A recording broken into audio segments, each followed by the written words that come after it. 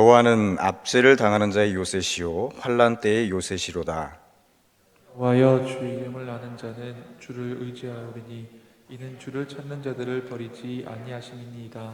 너희는 시온에 계신 여호와를 찬송하며 그의 행사를 백성 중에 선포할지어다. 피 흘림을 신문하시는 이가 그들을 기억하시며 가난한 자의 부르짖음을 잊지 아니하시느라. 여호와여, 내게 은혜를 베푸소서. 나를 사망의 문에서 일으키시는 주여, 나를 미워하는 자에게서 받는 나의 고통을 보소서. 그리하시면 내가 주의 찬송을 다 전할 것이요 딸 시온의 문에서 주의 구원을 기뻐하리이다. 아멘. 할렐루야. 오늘도 주님의 전에 나온 여러분들을 환영하고 축복합니다. 우리가 성경을 읽다 보면은 전후 문맥을 잘 파악해야 될 때가 있습니다. 물론 성경의 장과 절이 잘 구분이 되어 있어서 그 내용을 파악하기 쉽지만은 그 장으로 또 구절로서 그것만 봐서는 이해되지 않는 부분들이 있고, 또 그것만 봐서는 그 전체 맥락이 무엇인가를, 그 말씀이 무엇을 의미하는가를 잘 이해하지 못할 때가 있습니다. 시편에 보면 이제 그런 내용들이 많이 나오는 것을 볼 수가 있습니다. 그래서 우리가 시편을 읽다 보면은 과연 이 시의 내용이 어떤 배경에서 쓰여졌는가, 또 기도의 내용이 이거 신앙의 고백이지 않습니까? 그런 기도의 내용과 신앙의 고백이 어떤 배경에서 나왔기에 또 우리 마음 가운데 다가오는가, 그런 것을 생각할 때가 있습니다. 여러분, 오늘 본문의 말씀도 마찬가지입니다. 시편 9편과 다음 장인 시편은 본래 하나였다가 두 개로 나뉘었다고 학자들은 그렇게 이야기를 합니다. 왜냐하면은 히브리어 성경과 구약 성경은 히브리어로 쓰여졌죠. 히브리어 이 성경과 히브리어 성경을 헬라어로 번역한 70인역이라는 성경이 있습니다. 그리고 이 70인역의 성경을 라틴어로 번역한 불가타 성경이 또 있어요. 이 70인역 성경과 불가타 성경에는 모두 이 시편 9편과 시편이 하나로 되어 있기 때문에 시편 9편과 시편이 하나였다는 그런 이야기를 하고 있습니다.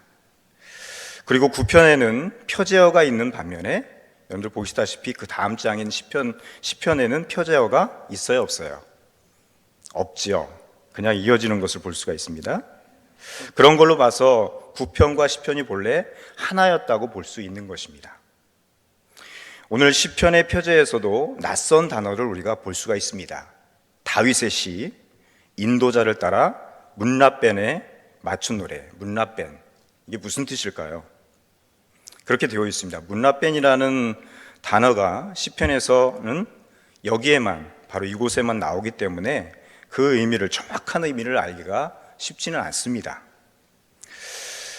추측하건대 문라벤이라는 그 벤은 아들이라는 의미입니다. 벤은 아들. 그래서 야곱의 막내 아들이 누구죠?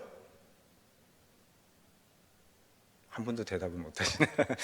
베냐민이죠. 요셉의 동생 베냐민. 네. 그래서 이 벤이라는 그 단어, 벤야민. 그래서 그 베냐민의 뜻은 오른손의 아들이라는 뜻입니다. 아들 벤.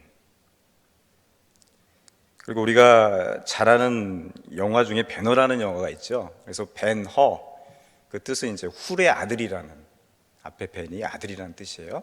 그래서 훌의 아들이라는 그런 뜻입니다. 그래서 오늘 본문에 나오는, 표제에 나오는 문라벤은 아들의 죽음이란 의미로 그렇게 직역하면 그렇게 볼 수가 있습니다.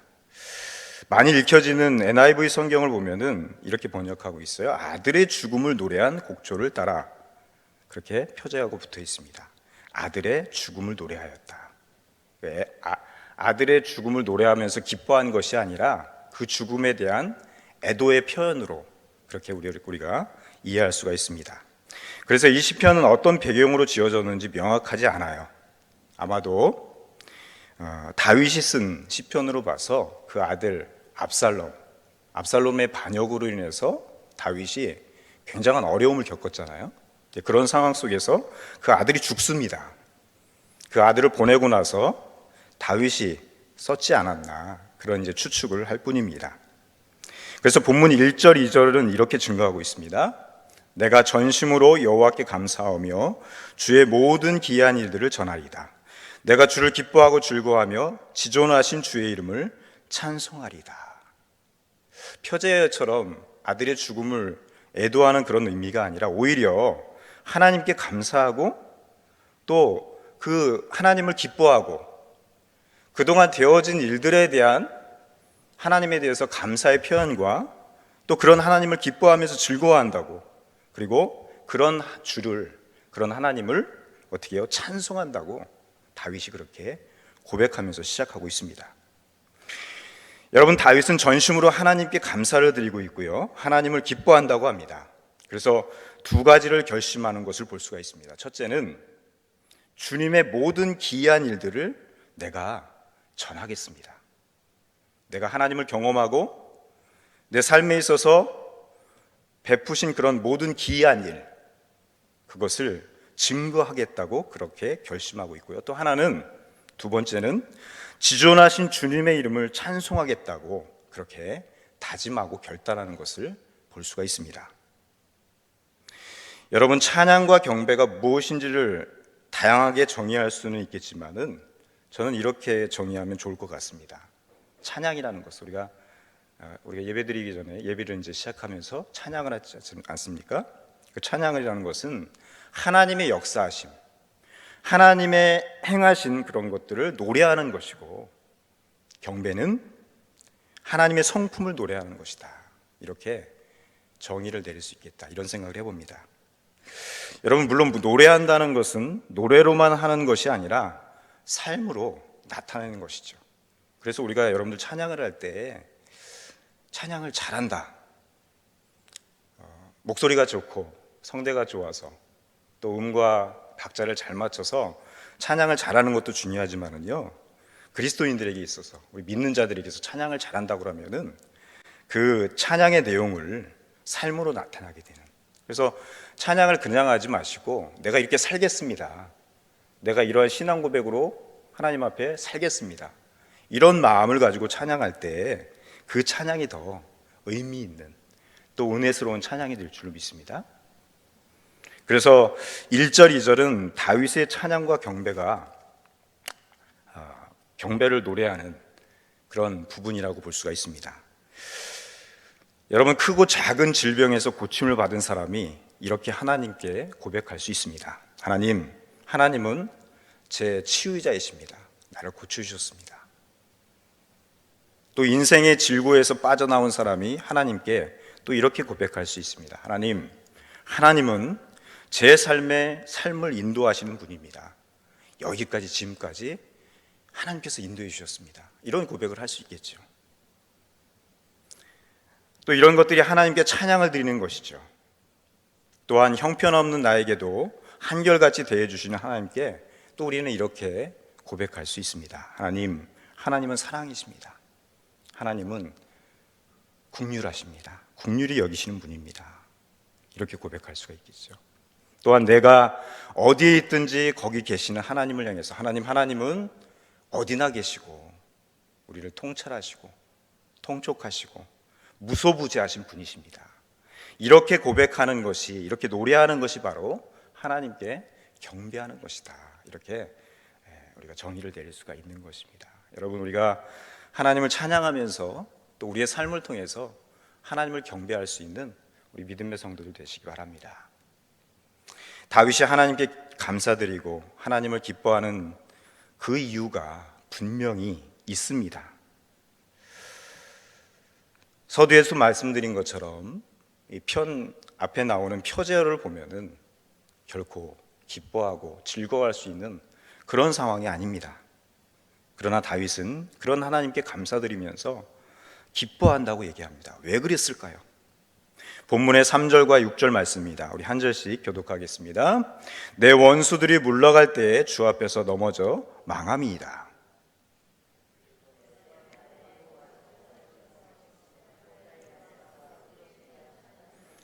이방 나라들을 책망하시고 악인을 멸하시며 그들의 이름을 영원히 지우셨나이다. 원수가 끊어져 영원히 멸망하였사오니 주께서 무너뜨린 성읍들을 기억할 수 없나이다. 아멘. 여러분, 우리가 다윗의 고백을 보면요, 우리와 틀린 것이 있습니다. 그것이 무엇이냐면은 자기 중심적이 아니라 하나님 중심적인 거예요. 시편을 쓸 때, 글로서 고백할 때 내가 이랬다 이런 것이 아니라 내가 이랬다고 고백했어도 관점은 어디예요? 하나님께 있다는 것입니다. 그래서 오늘의 본문 같이 읽은 3절에서 6절 말씀도 내 편에서 생각하는 것이 아니라 하나님의 편에서 생각할 때 이해가 됩니다.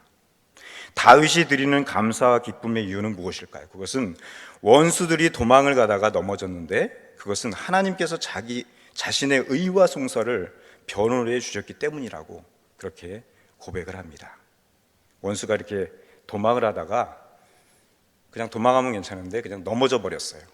그럼 어떻게 했습니까? 곧장 따라가서 원수를 처단할 수가 있죠. 그냥 돌부리에 넘어져서 부딪혀서 넘어질 수도 있고 또 급하게 도망가다가 잿불에 못 이겨서 넘어질 수도 있습니다. 그러나 다윗은 그렇게 고백하지 않고 자신을 변호했다고, 하나님이 그렇게 만드셨다고 그렇게 고백을 합니다. 그러면서 즉 하나님께서 보좌에 앉으셔서 의롭게 악인들을, 자신을 괴롭히는 악인들을 심판하고 계시다고 그의 신앙을 또 고백하는 것을 볼 수가 있습니다. 다윗이 하나님께서 나의 의와 송사를 변호해 주시고 의로운 심판을 행하신다고 말할 수 있는 것은 다윗의 삶이 그만큼 정결하였다는 거예요. 시편에 보면은 심판이라는 단어, 송사해 주시고 변호해 주시고, 여러분 우리가 어떤 심판할 수 있는 죄를 지어가지고 가정을 한다면은 법원에서 형을 선고를 받아야 돼요. 그러면은 나를 변호해 줄 수 있는 변호사를 선임하지 않습니까? 그러면은 그 변호사는 누구 편이에요? 내가 아무리 잘못을 했어도 내 편에서 변호를 해줘야 되는 것이죠. 그럼에도 불구하고 죄질이 나쁘거나 내가 잘못한 것이 있으면은 그거에 대한 형량을 받아야 되는 것입니다.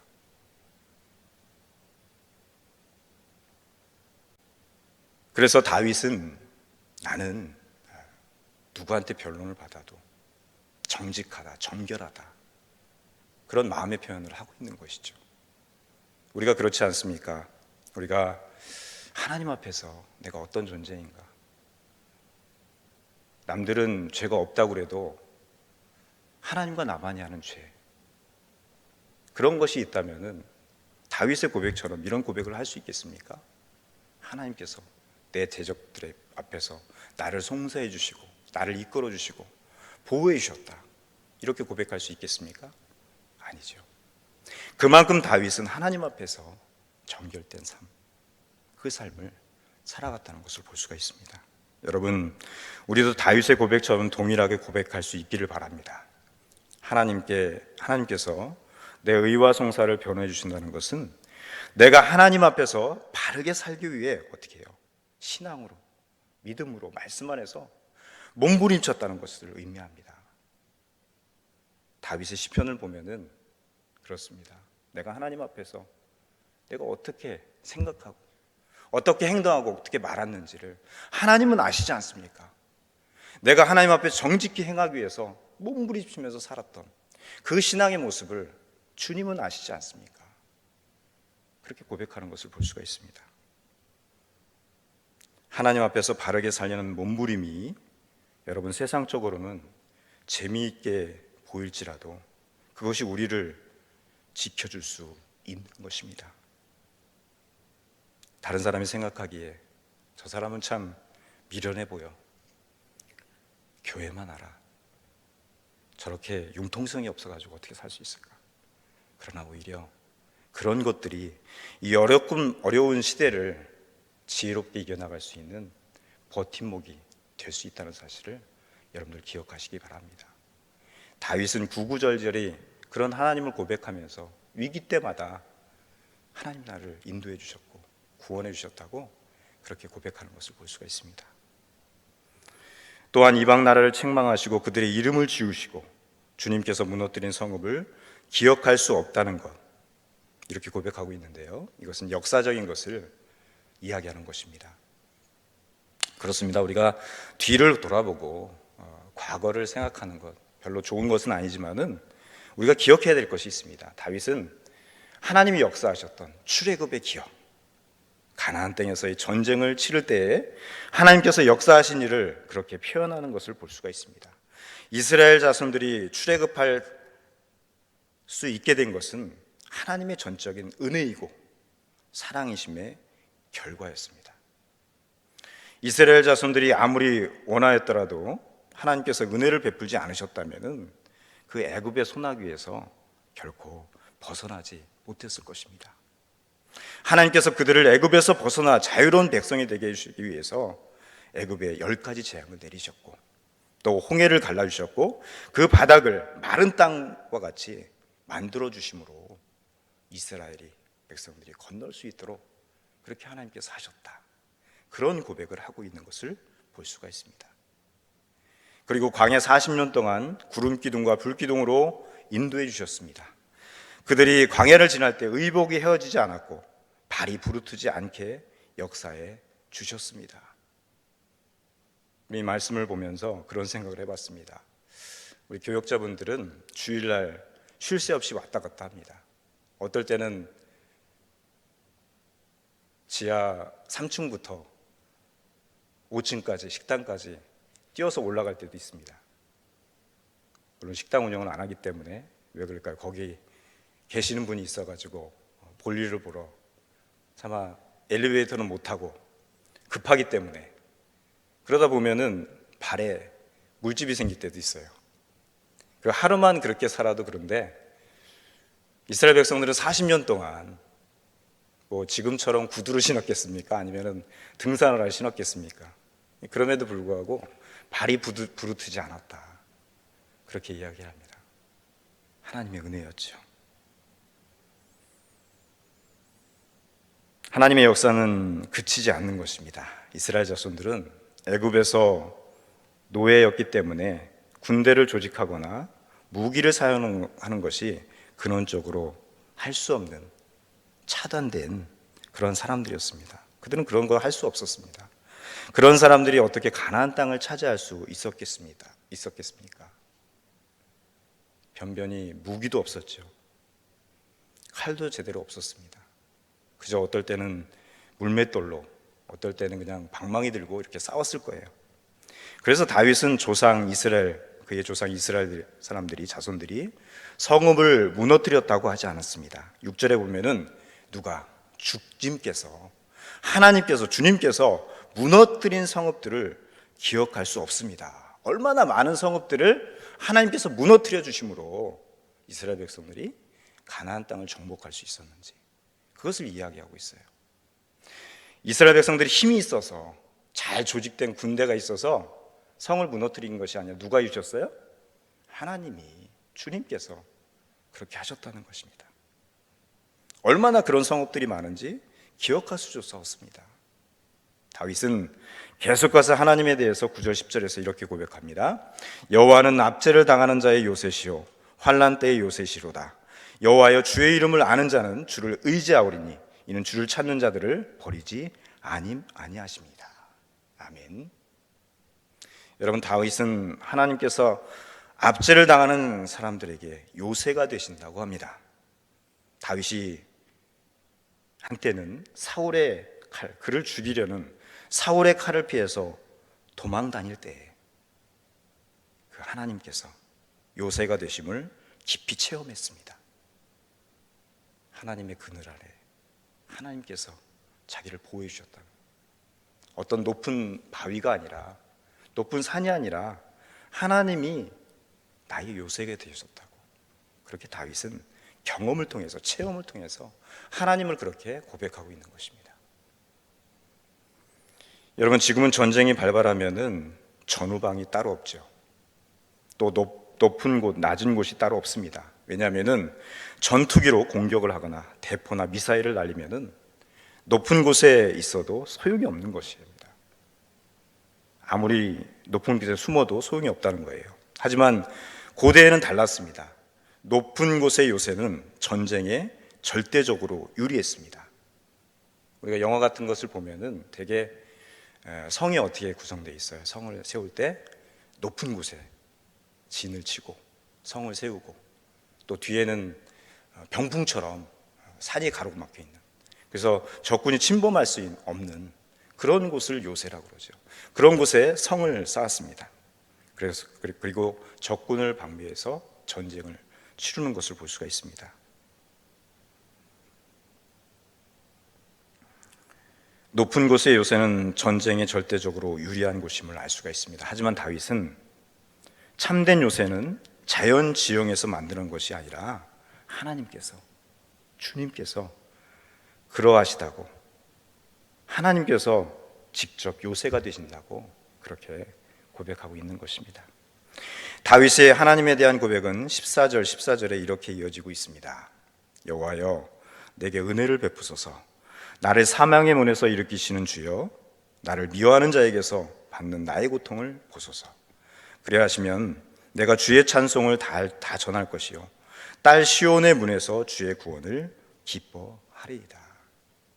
다윗은 자신이 대적자들로 인해서 죽음의 문턱까지 갔지만은 하나님의 이끌어 주심과 또 건져 올려 주심으로 인해서 하나님을 찬양하면서 하나님의 구원을 기뻐한다고 이렇게 고백하고 있는 것을 볼 수가 있습니다.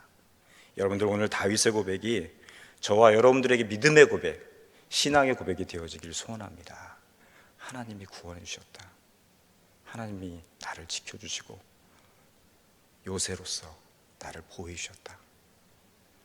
오늘 시편은 악인의 심판을 기원하면서 이렇게 마무리를 하고 있습니다. 19절에서 20절이 이렇게 증거합니다.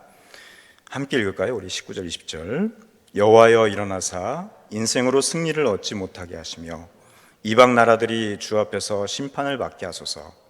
여호와여, 그들을 두렵게 하시며 이방 나라들이 자기는 인생일 뿐인 줄 알게 하소서.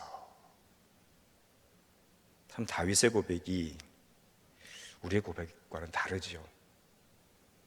이방 나라들이 자기들은 인생인 뿐임을, 한낱 인간일 뿐임을, 나약한 존재임을, 절망할 수밖에 없는 존재임을 그들이 알게 하소서. 그래서 그들이 내가 하나님을 믿음으로 고백한 것처럼 정말 하나님은 살아계시다, 하나님이 살아계셔서 저 이스라엘 백성들 다윗을 지키고 있구나, 이런 고백이 적들로부터 나오게 하소서, 이런 고백을 하고 있는 것을 볼 수가 있습니다. 여러분, 지금 다윗의 기원처럼, 기도처럼 시편에는 시인이 하나님께 악인을 벌해달라는 기도를 드리는 내용이 있습니다. 일명 저주의 기도라고 하죠. 어떻게 하나님의 백성이, 하나님을 믿는 사람들이 그런 기도를 드릴 수 있는가 하는 생각이 들 때가 있습니다. 그것은 지금 시인이 처한 상황이 악인으로 인해서 그만큼 처절하고 고달프고 힘들다는 의미로 수용해야 합니다. 받아들여야 합니다. 왜 시인이 그런 기도를 할 수밖에 없었는가? 그 형편과 처지, 얼마나 고달프고 힘들었으면은 제발 나를 괴롭히는 저 대적을 망하게 해주세요. 그런 기도를 할 수 있을까요? 그래서 그 하소연을 하나님께 하는 것이고, 하나님을 향해서 고통스럽다며 비명을 지르는 것입니다. 그래서 그것은 그 상황을 이해하려고 하는 것이 바른 태도라고 우리가 볼 수가 있는 것입니다. 왜 다윗이 그런 기도를 했을까? 우리도 그렇지 않습니까? 어떨 때는 하나님 앞에 기도할 때 떼쓸 때가 있습니다. 하나님, 이렇게 해주시지 않으면 나 죽어버릴 거예요. 하나님, 이렇게 해주시지 않으면 내가 어떤 일을 행할지 모릅니다. 하나님, 저것 좀 어떻게 치워주세요. 저 사람 좀 어떻게 해주세요. 망하게 해주세요. 이렇게 기도를 할 수도 있죠. 말씀을 정리하겠습니다. 여러분, 우리 인생에는 이해가 되지 않는 일도 많지만은 이해가 되지 않는 일도 적지 않습니다. 이해되는 일도 있고 이해되지 않는 일이 더 많은 것을 볼 수가 있어요. 또 이유를 알 수 없는 고난의 터널을 통과할 때 그럴 때도 참 많이 있죠. 하지만은 하나님은 우리가 그런 과정을 겪고 있는 것을 모르시는 분이 아닙니다. 아시고 계십니다. 그런 때도 우리는 자기를 부인하고 자기 십자가를 져야 하는 것입니다. 예수 그리스도의 진리의 삶을 살게 될 때 여러분 우리가 우리의 신앙 고백으로 우리의 삶을 통해서 쓰는 시편, 다윗이 그렇게 고백했던 것처럼 우리의 인생 지도를, 은혜와 섭리의 지도를 그려가는 믿음의 색종이가 될 것입니다.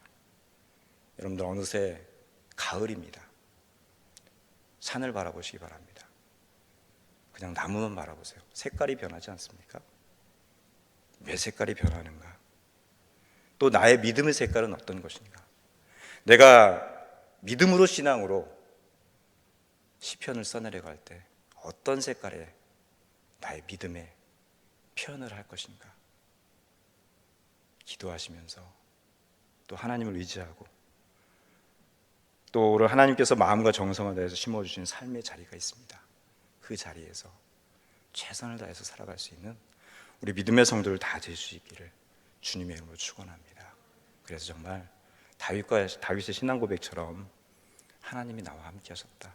끊임없이 이 어렵고 힘든 상황에서도 하나님이 나를 도와주고 계신다.